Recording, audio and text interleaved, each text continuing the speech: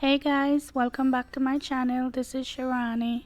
Today I'm going to show you how to make two of my favorites, pumpkin waffles with pumpkin butter. The first thing I'm going to make is the pumpkin butter. So for this you're going to need 1 stick of butter or 8 tablespoons of butter. I'm just going to beat this a little bit before I add the other ingredients. For this, you're going to need your butter to be softened at room temperature. And what that means is you'll leave your butter out on the counter before you're ready to use it so it can soften on its own. You don't want to put it in a microwave because you don't want it to melt, you just want it to be soft. So when you add the other ingredients, it's going to give you that nice, smooth, buttery texture. As always, I'm going to have the exact measurements listed below for you.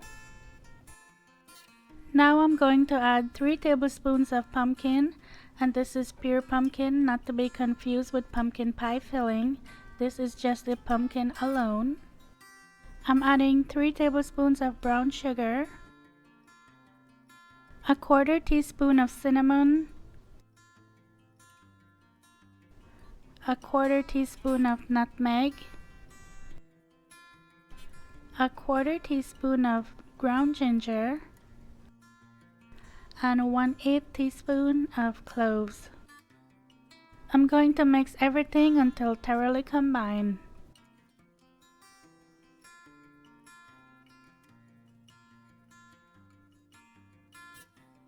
Make sure you go in there and scrape your bowl because you want to get everything mixed together.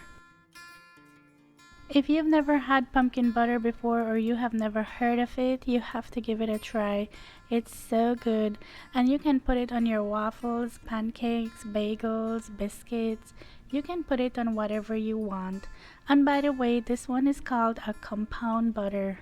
I know them big words. But this one is a compound butter. There's another pumpkin butter that's just pure pumpkin and spices and you cook it up on the stove. It doesn't have any butter in it, but I like this one better.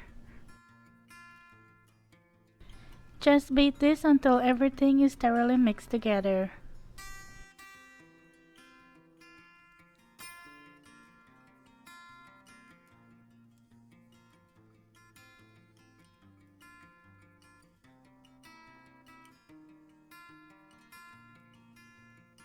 And that's it, pumpkin butter is done. Now I'm going to work on the waffles. So for the waffles, you're going to need 2 whole eggs,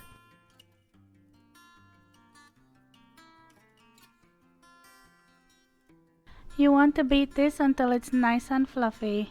And this is what gives you that nice and crispy waffle. I don't know about you, but I love a crispy waffle. After that's nice and fluffy, now I'm going to add 2 cups of white all-purpose flour, 4 teaspoons of baking powder, a 1/4 teaspoon of salt, half teaspoon of cinnamon,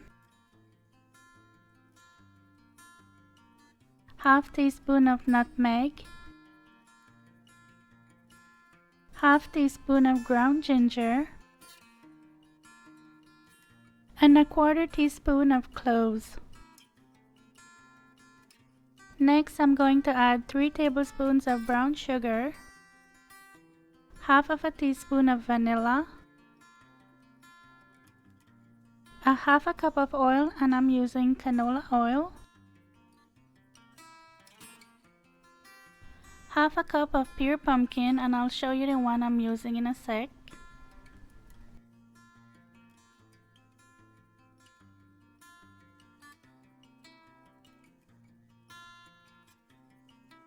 and the last ingredient is 1 1/4 cup of whole milk. Mix that really well until everything is combined.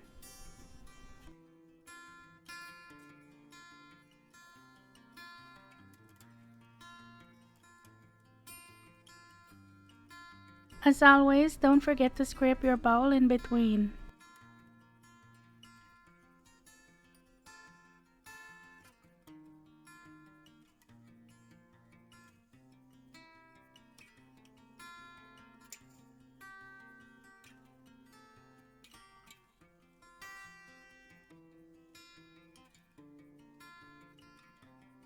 Your batter is going to look thick, and that's the way it's supposed to be. It's not like a pancake batter. A pancake batter is always a little bit thinner than a waffle batter. Now let's make our waffles. So whenever I make waffles, for the first round, I like to spray the waffle maker with cooking spray. I don't do this for every waffle, it's just for the first one. And then I use a measuring cup to help me get even amounts in each square. I don't know about you guys, but I can never get the perfect waffle. It's never a full square. I mean, I can put more in it, but I just don't want it to overflow. So I always just put a little bit, but if you have any tips on how to get the perfect waffle, please leave it below. I would love to know. And please don't laugh at my waffle maker, it's so old. I know I say don't laugh, but I'm laughing. We've had this thing since 1850. That's how old it is. Oh my goodness. We need an upgrade, but there's nothing wrong with this one. It's still working, so, you know, why get rid of it? Sometimes when I put the batter in the waffle maker, I like to use the back of the measuring cup to even out the batter.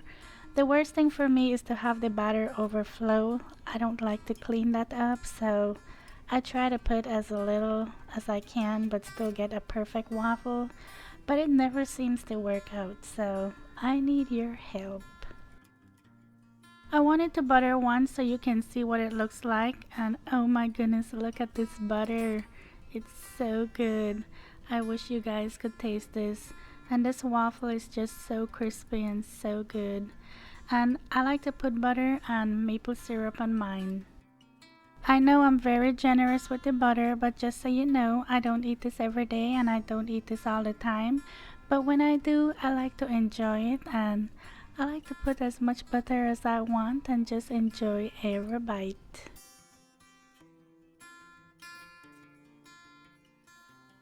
I just like to hold a waffle in my hand and move it around so I can get syrup in every hole. But of course you can put whatever syrup you like on yours, or if you don't like syrup at all, don't put that. It's up to you, just put what you like on yours. I just wanted to tear it so you can see what it looks like. It's so crispy, so airy, and so good. If you're a waffle lover, you have to give this one a try. As always, thank you so much for watching. Thank you for subscribing. If you have not yet subscribed, please don't forget to do that. And if you like this video, please give it a thumbs up. That will really help out my channel. And I'll talk to you in my next one. Take care. Bye.